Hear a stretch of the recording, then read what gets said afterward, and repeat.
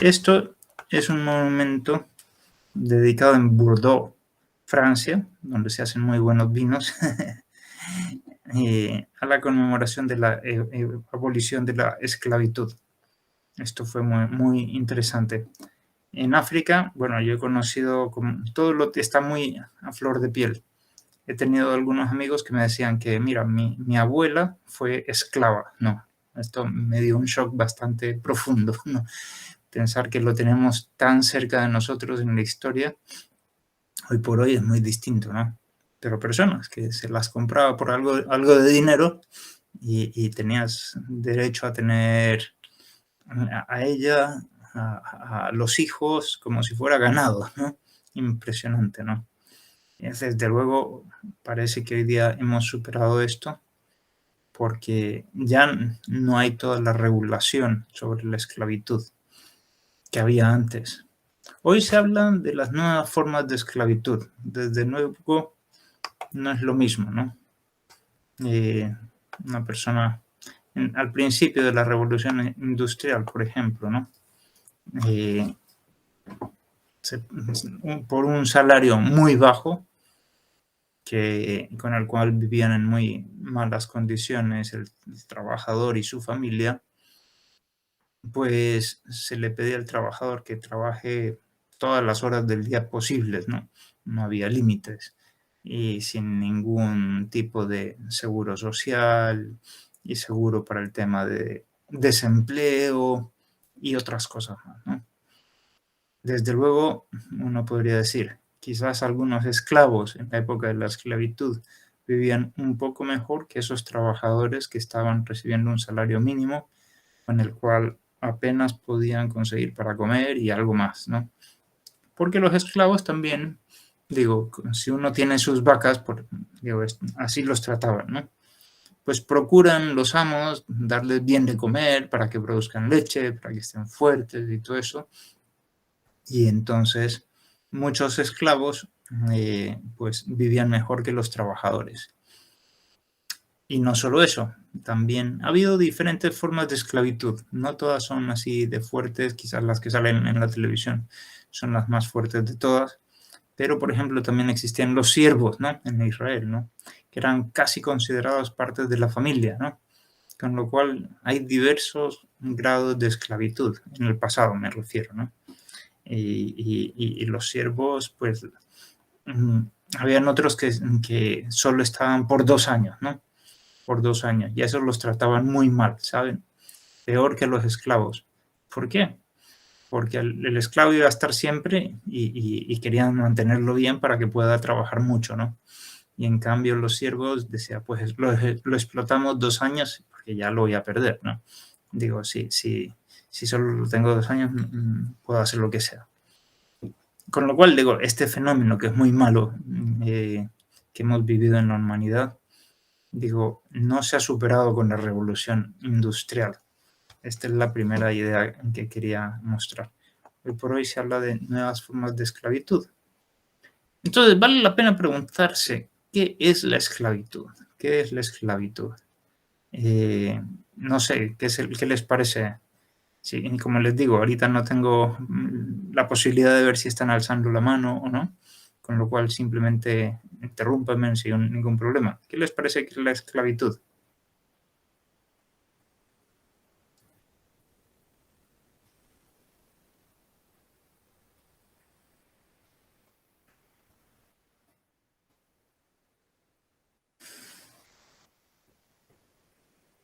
¿Qué les parece? El tema de la esclavitud en general. Sí, la figura de la esclavitud. ¿Qué se les ocurre que podría ser?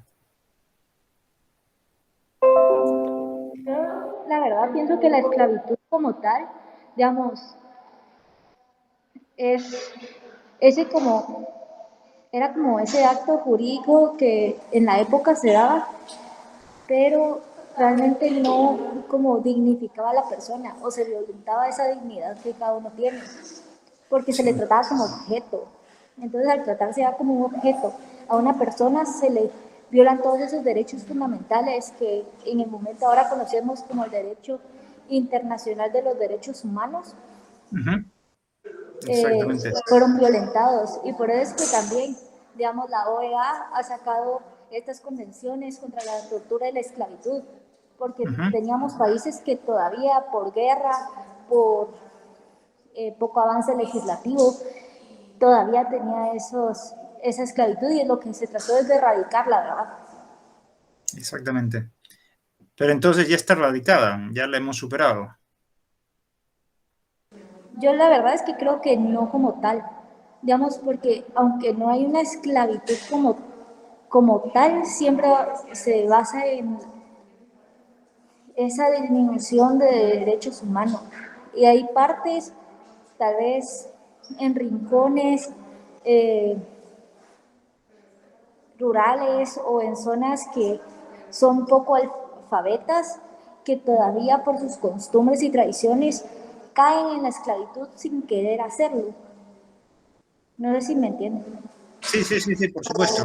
Has dicho algunas cosas que son interesantes. Tratar a una persona como objeto, eso es como la esencia de la esclavitud. Y desde luego, eso no lo hemos superado. Pero la esclavitud también puede ser entendida como un sistema jurídico, como una regulación especial, que dice, tú puedes comprar y vender personas. Eso legalmente ya está prohibido, lo hemos superado en casi todos los lugares del mundo, todavía quedan algunas tradiciones en algunos lugares, incluso en África, yo diría, ¿no? Lamentablemente, que aunque están formalmente prohibidos por el ordenamiento jurídico, todavía se practican. Pero la negociación, comprar a una persona por dinero, eso en general ya se ha proscrito en todo el mundo y se ha superado. Sin Pero embargo, digamos, en el caso de los matrimonios, que los perdón, papás sí le compran. te, perdona, Melissa, te estoy escuchando demasiado mal. ¿Podrías escribir la intervención por chat? Su esposa a Es los que dos hijos. O sea, realmente digamos, no, en en tu casos caso. de países árabes, pues eso todavía sigue pasando. Sí, exactamente. Entonces, pero es distinto, porque es otra figura, ¿no? Otra figura. Entonces, lo de tratar a una persona como objeto, yo diría, sucede en todos lados eso, ¿no? El hecho de, por ejemplo, del trabajador de ver solo al empleador como un objeto para obtener dinero, eso, digo, va por los dos lados, no sé si se dan cuenta, o del empleador ver al trabajador como un objeto, como una máquina. Digo, en ese sentido, podríamos decir, va en las dos vías. No crean que solo los empleadores son malos, no. Hay muchos trabajadores que dan lo mínimo y que solo ven al empleador como un objeto para obtener dinero, ¿no? Ya hablaremos del derecho al trabajo luego, ¿no? Con una visión muy interesante. Pero a lo que voy, que en ese sentido la esclavitud todavía le queda mucho, mucho por superar. Que siempre se podrá superar más, siempre se podrá tratar al ser humano más como ser humano. El derecho cada vez se puede humanizar más. Eso es Entonces, efectivamente, hay algunas formas nuevas. Hemos dicho, formalmente está prohibido, pero algunos pusieron en el chat que está muy bien.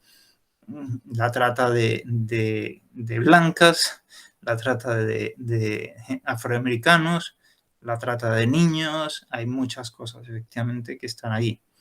El tráfico de órganos también, eso es porque es esclavitud, porque es, una vez más es tratar a la persona, una persona de carne y hueso, como una cosa, como algo para extraer los órganos y venderlos, ¿no? Efectivamente, desde luego eso es. ¿Cómo podemos superarla? ¿Cómo podemos superarla? Pues allá hay muchas cosas que podríamos decir, ¿no?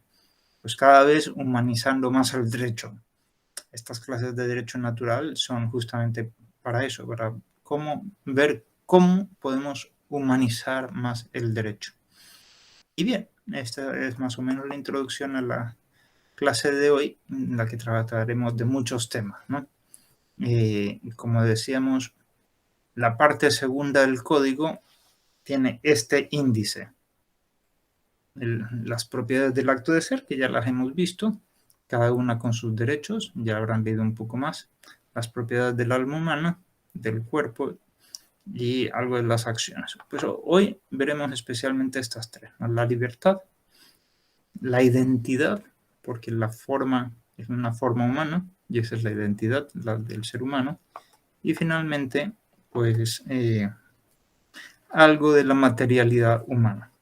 Eso es más o menos los objetivos para la clase de hoy después de esta introducción sobre la esclavitud, ¿no? Pues veremos ahora todo lo contrario, la libertad, ¿no?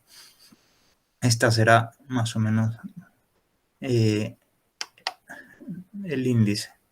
Con lo cual, la libertad. La libertad tiene que ver en un esquema atomista, al menos en la filosofía clásica, con los actos de la voluntad. Algunos dirán, otros filósofos, que es más profundo, no es solo la voluntad. Yo estoy dentro de esos filósofos, pero en la filosofía clásica, digo, de la que también parto yo, se la suele asociar con la voluntad. Entonces, voy a comenzar como siempre con las cosas más teóricas y después poco a poco descendemos a cosas más concretas. Los actos de la voluntad pueden ser pasivos y activos. Esto es muy interesante. Pasivo, ¿no? Más el deseo, el amor, ¿no? Efectivamente. Todas las canciones que se cantan del amor, ¿no? Te amo, ti voglio bene, bueno, tantas cosas. Efectivamente, en tantos idiomas, pues es esto, ¿no? Es un acto pasivo de quiero esto, ¿no? Como que no se mueve, como que parece más estático. Y a la vez es más profundo, más profundo. Ya lo veremos, bueno, sobre todo en el cielo, ¿no? Donde si llegamos al cielo, pues lo que haremos principalmente es amar. Pero también está mezclado con los actos activos de la voluntad.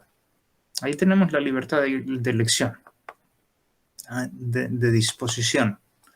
También podemos crear. Y esto parecería que es mucho más importante, ¿no? Movernos, actuar, elegir, tener proyectos. Sí, pero parecería que esto no tiene sentido si primero no amamos. No, todo en este mundo gira por amor, dice una de las frases estas de los chocolates Bachi. Y en muchos lugares se pueden leer muchas cosas, pero es más profundo lo que hacemos. ¿Por qué elegimos? ¿Por qué tenemos? ¿Por qué disponemos? ¿Por qué queremos crear, salir, tener proyectos? Bueno, porque amamos algo, por razón de amor hacemos todo, nos movemos, actuamos, nos cansamos, ponemos todos nuestros esfuerzos. Con lo cual, el acto pasivo, que parecería menor, termina siendo la razón de todo. Termina siendo más profundo y más valioso que todo este vertiginoso actuar y vivir de la voluntad. Bueno, pues siendo así las cosas, podríamos comenzar justamente con esos actos de la voluntad. Veamos entonces los activos primero, la libertad de elección. La libertad de elección, bien, es una cosa que puede hacer el ser humano que se traduce en muchos derechos, porque hay muchos tipos de libertades. ¿Cuántos tipos de libertades, no? Pues depende. Depende de cuántos tipos de potencias. Si la libertad es algo para actuar, hay que ver qué posibilidades de actuación tiene el ser humano. Con lo cual, cada potencia humana, cada capacidad humana tiene algún género de libertad. Potencia y capacidad no es exactamente lo mismo. Veamos las potencias, que es lo más sencillo, ¿no? La vista puede ver, efectivamente, la libertad de ver o no ver, oír o no oír, y de ahí podremos concretar más. Oír música clásica o despacito, ¿no? O reggaetón, no sé si hay algún reggaetonero en la clase, espero que no, no lo sé, pero bien, es una libertad, ¿no? El que quiera ser reggaetonero, pues ahí tiene una libertad, la libertad del reggaetón. O el gusto, ¿no? Dedicarnos a la alta cocina y tener el título de Cordon Bleu en nuestro restaurante, o bien simplemente comer hamburguesas, no sé cuál es el plato típico de Guatemala, pero bueno, o las cosas típicas de cada tierra. La capacidad es como una mezcla de todas las cosas, ¿no? La capacidad, yo qué sé, de firmar un contrato, pues implica muchas cosas, ¿no? De disponer de las cosas que tenemos, implican varias potencias, ¿no? Con la cual las capacidades, ¿no? Implican varias potencias para hacer alguna cosa especial en algún proyecto. Muy bien. Con lo dicho, podremos pasar a la libertad de pensamiento. Una potencia es la inteligencia, con lo cual también tenemos libertad de pensamiento, de opinión, todo lo que hemos visto, ¿no? Aquí ya está asociada la voluntad como también influye en la inteligencia, información, expresión, tener acceso a ciertas fuentes. Esto es por la voluntad, la libertad de escoger el bien moral y crecer en uno. Acuérdense una de las definiciones de libertad que dimos, y me parece que algo de eso salió en el test, ¿no? Dijimos que la libertad no es una ruleta rusa, donde da igual que la bola caiga en negro o en blanco, en 50 o en 51, y así, ¿no? No, digo, no es escoger lo que sea, no, es escoger el bien moral, aquello que nos hace felices y aquello que nos hace crecer en todo, también en honor.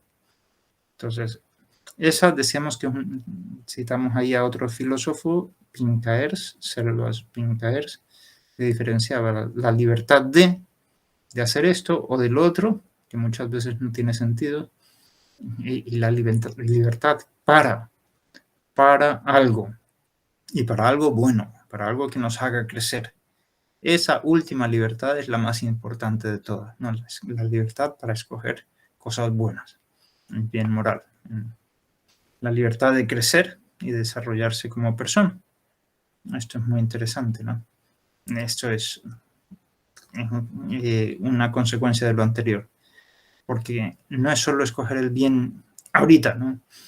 Yo qué sé, opio puede ser muy bueno ahorita, ¿no? Nos hace sentir unos 5 minutos extraordinarios, ¿no?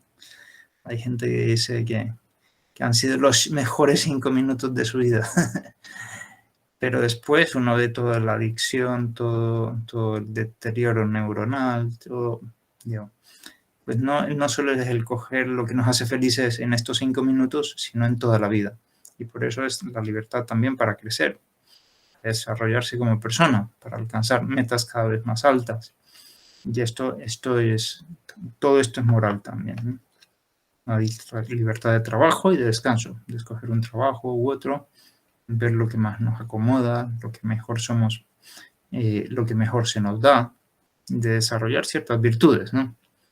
Para tener mejores trabajos. Tengo un amigo en Hungría que me dice, le pedí un artículo, me dice, bueno, intentaré tenértelo, pero me han ofrecido un muy buen trabajo en Francia y ahorita estoy aprendiendo en francés, ¿no? A veces no tenemos las cualidades, los conocimientos para un determinado tipo de trabajo, pero con nuestra libertad podemos alcanzar esas virtudes y después lanzarnos a empresas pero fantásticas, ¿no? Pues bien, y esa es la libertad que tenemos en esta materia. Para estudiar profundamente esto nos servirá para muchas materias. La libertad de descanso también, para hacer deporte, para tantas cosas. De eso hablaremos al final de este curso, ¿no? La libertad para especificarse jurídicamente. Cada uno de nosotros tenemos un conjunto de posibilidades muy grandes, ¿no? Podemos firmar un contrato de trabajo, yo qué sé, como vendedor de lo que sea, como abogado, como, yo que sé, administrativo de una gran compañía, de gerente, lo que sea, ¿no? Pero cuando firmamos uno, se nos reducen las posibilidades jurídicas. Ya no podemos estar trabajando en otro lugar, solo podemos estar full time en un solo lugar.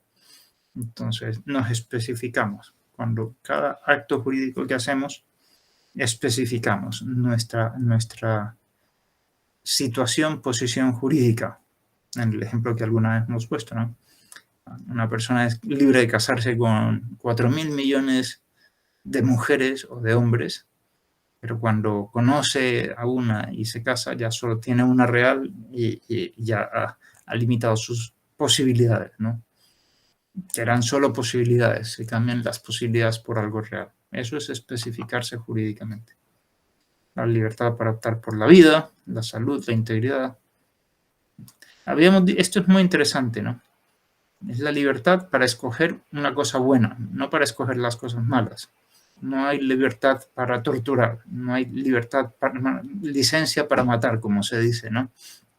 No hay libertad para cortar en pedacitos a las personas, ¿no?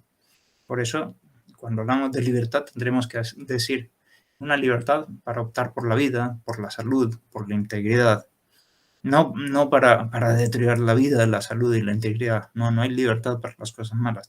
La libertad tiene contenido y un contenido positivo.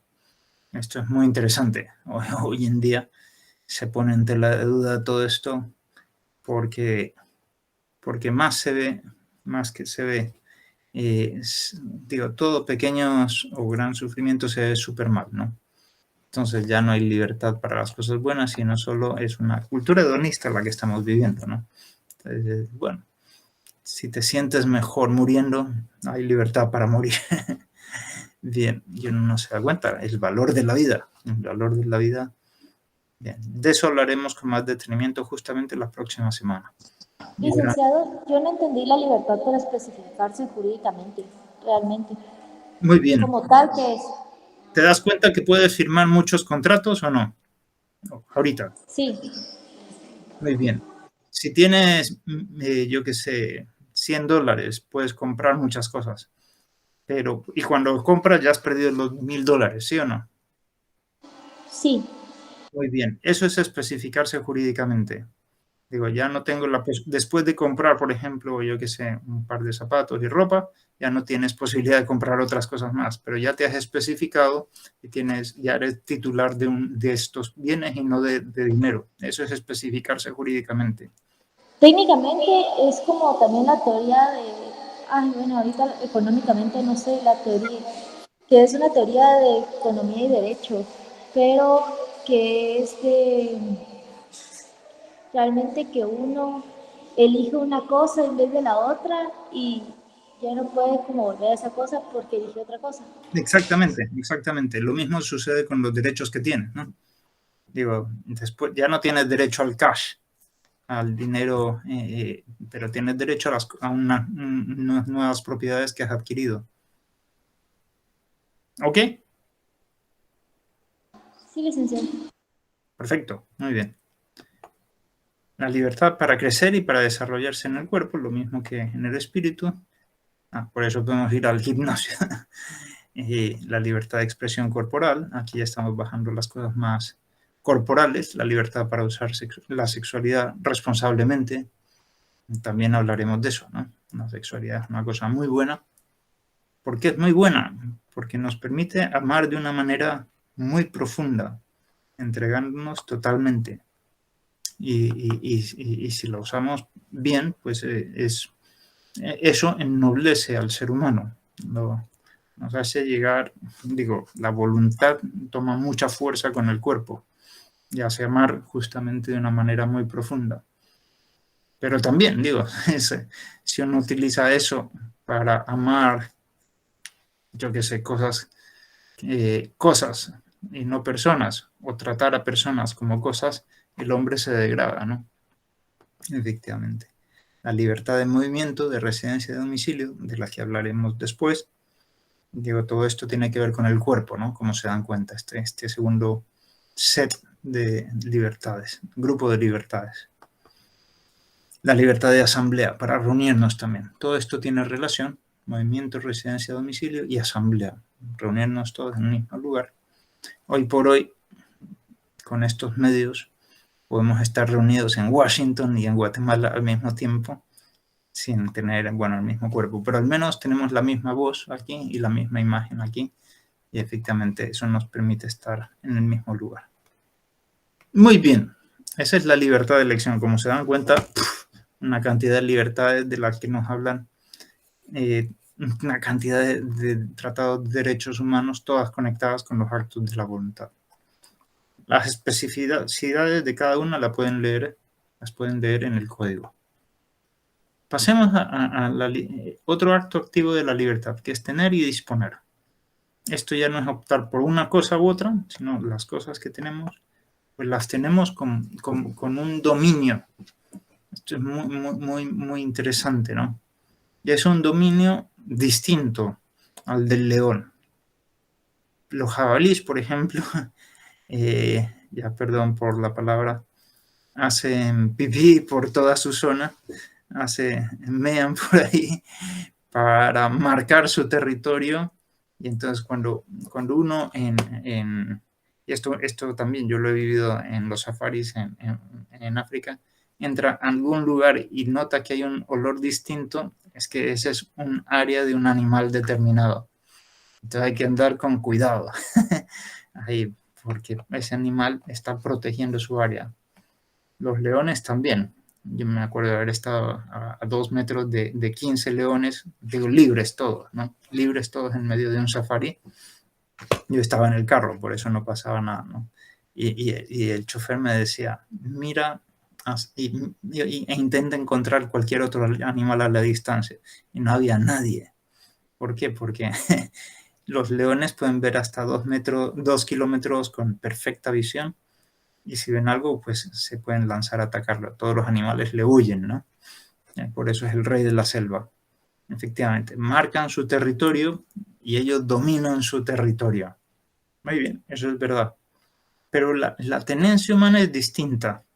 La tenencia humana es distinta.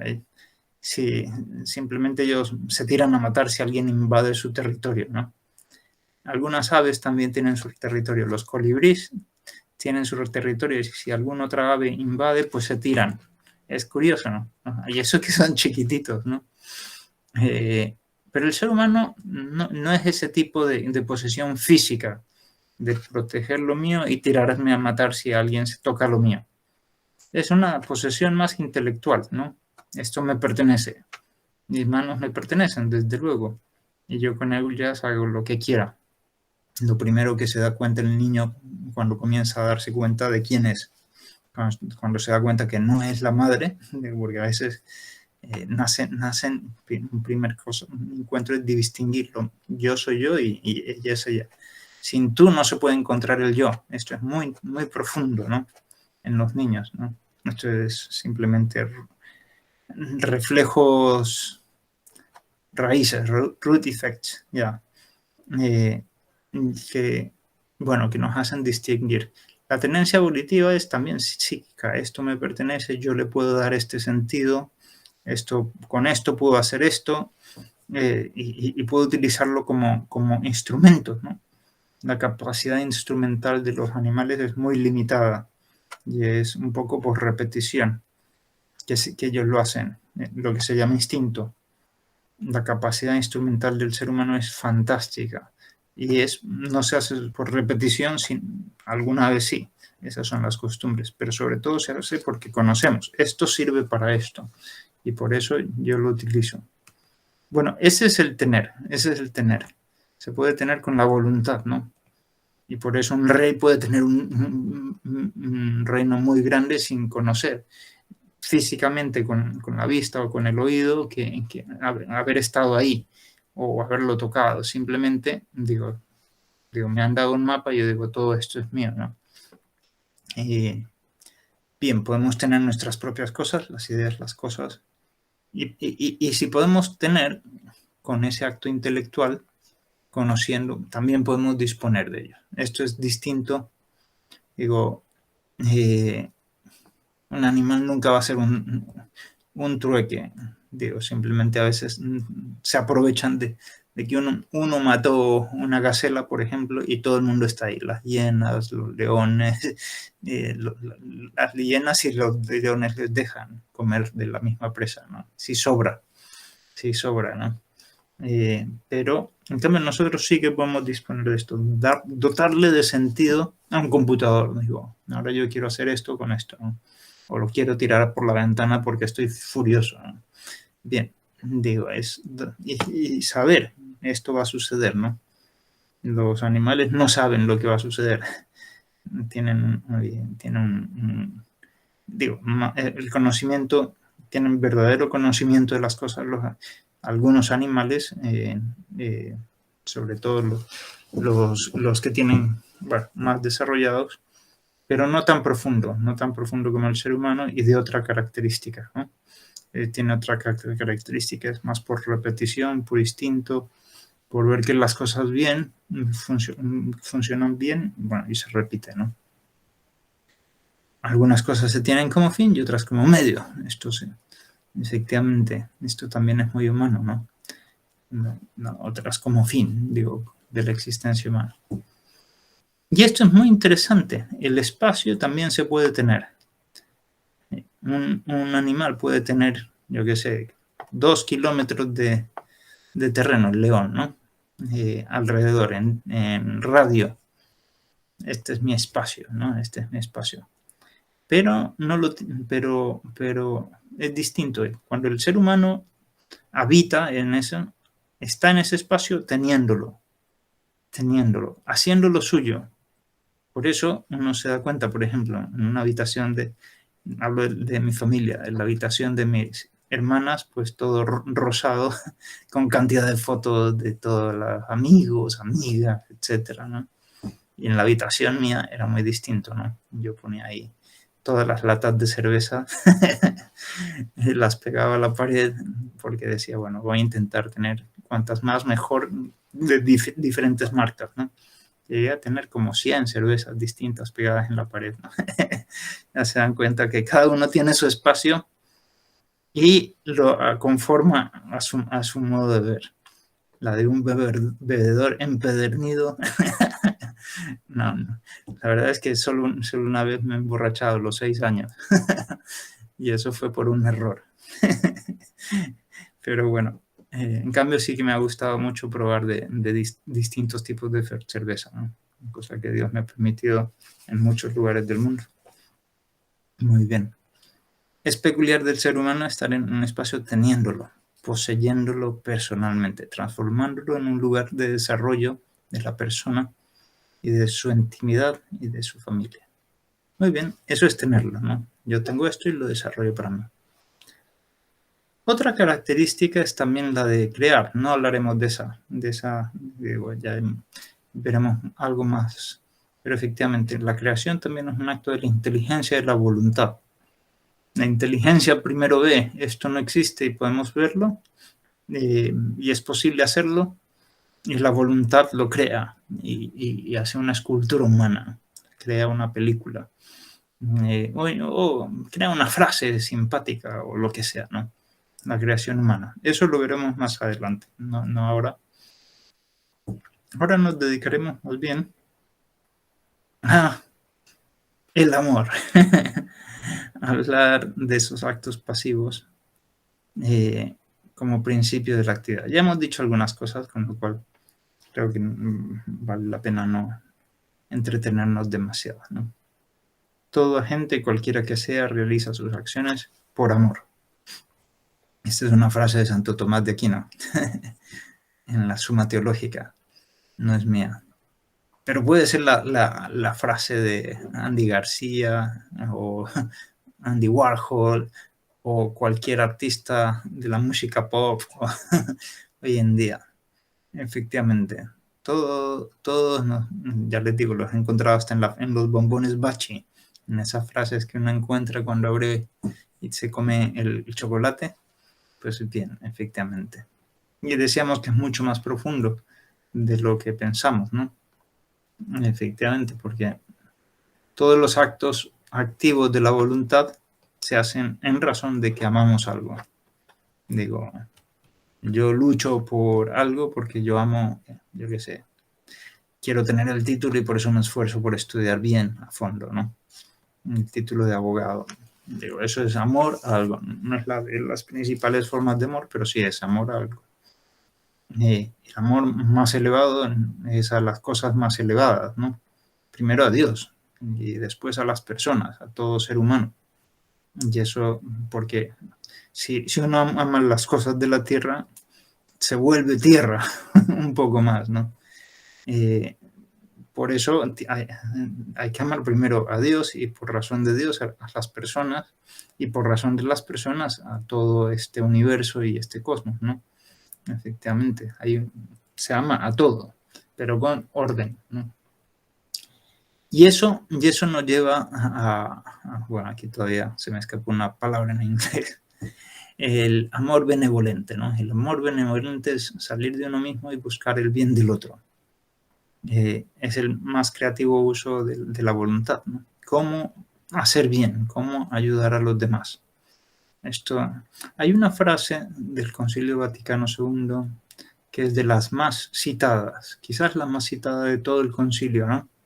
Que dice, el hombre se realiza con la donación sincera de uno mismo a los demás. Efectivamente. Y uno se da cuenta, ¿no? Uno se siente, no sé si han hecho labor social alguna vez, han ido a algún lugar a dar un poco de tiempo o de ropa o de dinero o de comida a gente más necesitada. Todos somos necesitados, todos. Yo ayer estaba en una gran necesidad porque perdí un vuelo. Pero bien, pero hay gente más necesitada siempre, siempre, siempre. Y dedicarles un tiempo, pues uno después se siente muy bien y se da cuenta que lo que ha vivido es nada, ¿no? Que es nada, ¿no? Esto de haber perdido un vuelo, yo me sentía miserable ayer.